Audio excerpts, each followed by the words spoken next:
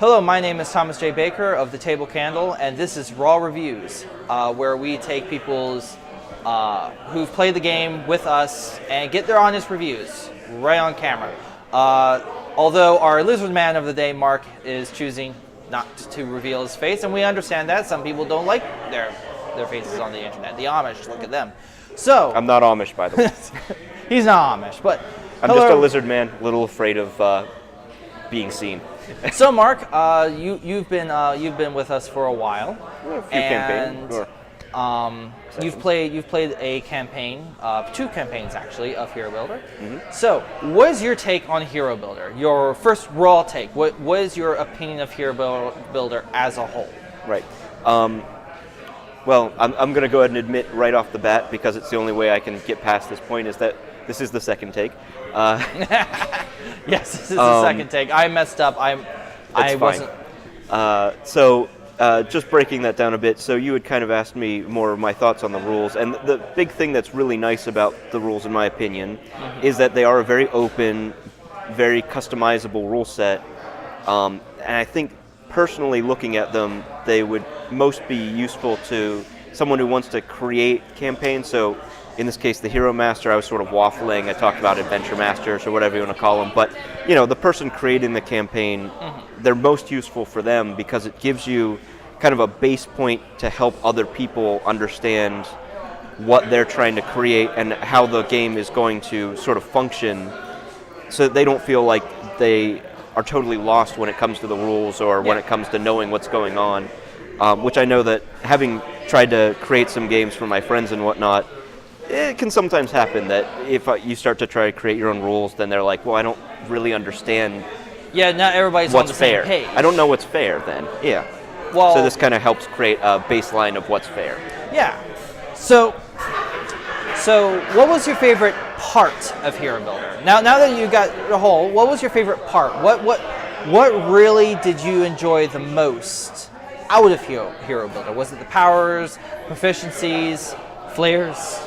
I mean, the thing that I think, and it's kind of still sounds a little general, but the thing I really liked as I was creating a character for myself, especially on my second attempt. My first attempt, a little more iffy. My second attempt, I really realized that ultimately I had complete customization ability, in that if I wanted to create a character who was only good at one thing, I could do that. And having played, standard Dungeons and Dragons, you really can't do that, and so you're sort of picking your favorite elements from things, but you might be frustrated with certain elements. Like if I can kind of go ahead. This is a raw go on take. like Go a tangent ahead. here. Go on tangent. Go on tangent. I play a fighter in Adventures League, and I really kind of get frustrated in some ways with it, because it's like certain abilities that you're just bound to get as that character, you just don't really want.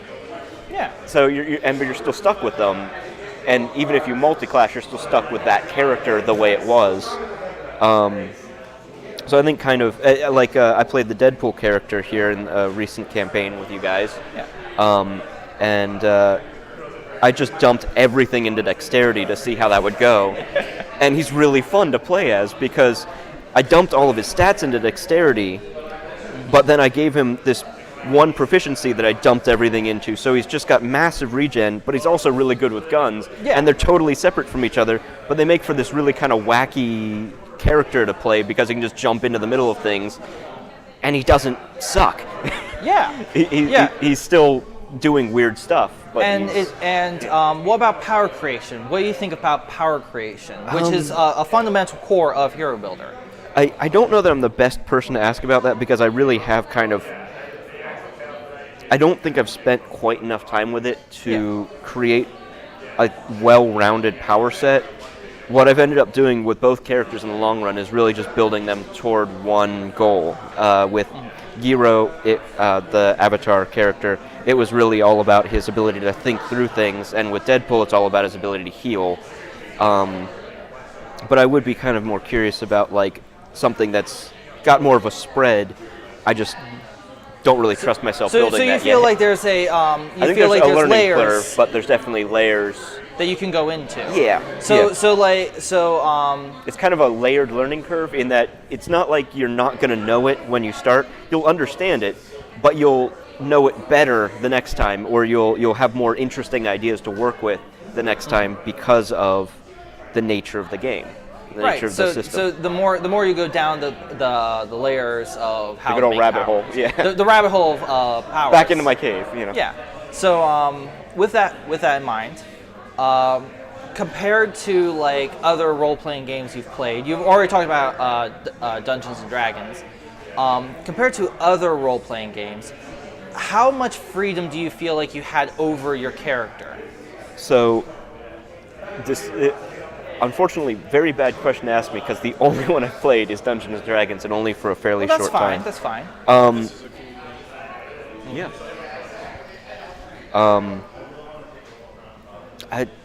I mean, it's basically unlimited ability to create whatever you want within certain limits, just based upon how many points you have, but you can use them however you want.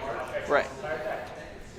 There's really not a good way to compare that to something like D&D because you really can't customize that much. You're picking your options. You're picking from pre-made options. Yeah. Right. And there's positives and negatives to that in There's some positives, ways. yeah. But I think if you want a game where you really get to make it your own, it's going to be Hero Builder. If you want a game where you just want to sit down and play, you'd pick a little Dungeons. quicker, a little less. If you're just if you need some help with inspiration from something else, maybe D&D. But then again, Hero Builder works with that if you're looking at like the Avatar campaign. We had something to work from. You know, it works for that as well. So it's very flexible in that sense. Yeah. So what do you feel is more important in Hero Builder? The hero or the world that the hero is in? When you're creating your character. So far, the hero. The world that the hero's in, I think that may depend more upon who's running the game for you. Yeah, because with Hero Builder, we wanted it to be focused around the hero, and a lot of our systems work on, well, this is how the world affects your hero. Well, we wanted it to feel like, well, how does your hero affect the world? Because a hero, people live in the world, but a hero affects the world in certain ways, like with the powers and the power matrix and being able to create your own powers and do stuff, come up with skills, do what you need. So what do you feel? Do you feel like if you wanted a game that focused more around the hero instead of the world itself, do you feel like Hero Builder succeeds on that point? Yeah, and I think it might succeed even more in the campaign I've heard you guys talk about, where it's like you've got characters that are like, mini Godzillas. And mini Godzilla, nanites. Nanites, yeah, all those sorts of things. I think it can go even more toward... Fairy Queen. Yeah, exactly, more toward creating whatever you want from it.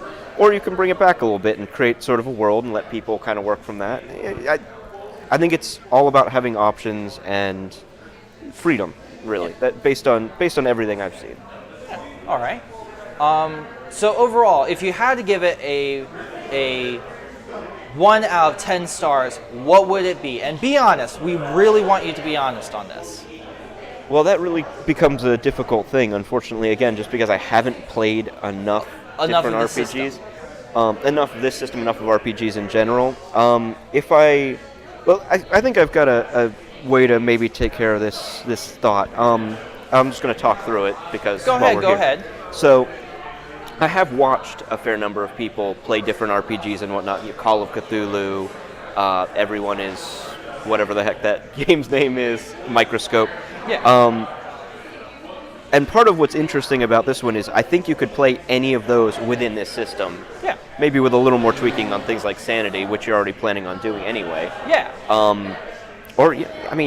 Part of the system is that you can build your own things as you want them. Yeah. You can incorporate other systems as well easily. So, if you want that part of the system. I think it would really come down to what you're wanting from the system. I think if you were looking for something and you really felt like you've kind of played through everything that you've wanted to play through, or what, if there's really, if you're feeling limited buy the options in another game or something like that, I think this would go like right to the top of the list. We'll say like 9 stars. We'll give stars out. Throw the stars around. 9 stars if you're looking for something that's very that gives you a lot of freedom. So 9 out of 10 stars. But then I think that there's a little bit of a back off there where it's like because of how much freedom there is, it could become a little difficult for people who, just don't want to think about creating something that's theirs, but just sort of want to play something. Yeah, just sit down and play. So for something like that, it would be pretty low, just because they obviously it doesn't give you everything to work with. It's not giving you your character's motivation. You're going to have to come up with that yourself. It's not giving you. It really doesn't give you anything, but it lets you do anything. Right. I think that's a good little like tagline to it. So with that in mind, ultimately, let me guess. Would you overall put the rating at, because of that? Would you put the rating at maybe a 7 out of 10? I think that would be. We'll go 7.5 to be generous. 7.5. Yeah. 7.5 out of 10. Yeah. If you're looking for more pros, it's more open. Although the cons is if you're looking for something that bit more sit down, play, not have to think too much. If I can bring something up though that works for that. But you guys are wanting to create like a community around this as well, Yes. from my understanding. Yes. So as I see that building and people maybe creating their own worlds or giving other people options on worlds to work from or whatnot, I could really see that number increasing. Yeah. Because you'd just have something to drop in. You'd already have the system, and then you just drop your inspiration in from other people or you guys as you create more floaters and things like that. Yeah. So I think from it really. the community, and we are doing floaters on the Patreon as well. I think it'll evolve, and that'll improve it over time as well. So I think it's a solid system. We'll say 7, and over time, I think it'll improve. So it could go up higher and higher. Excellent. Yeah. Well, thank you very much for your time. I'm very glad that you have enjoyed Hero Builder. Is on Drive-Thru RPG, and we are going to be releasing it as a hardcover eventually. So thank you very much for your time. Is there any last words?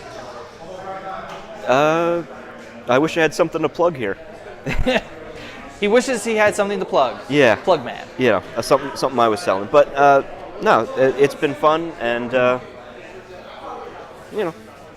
Thank you very much for your time. Thank you very much for the I wish review. I had a little more to wrap up with, but yeah, That's fine. That's fine. good. Thank you very much, and to everybody out there, thank you very much for watching and taking a look at the Raw review.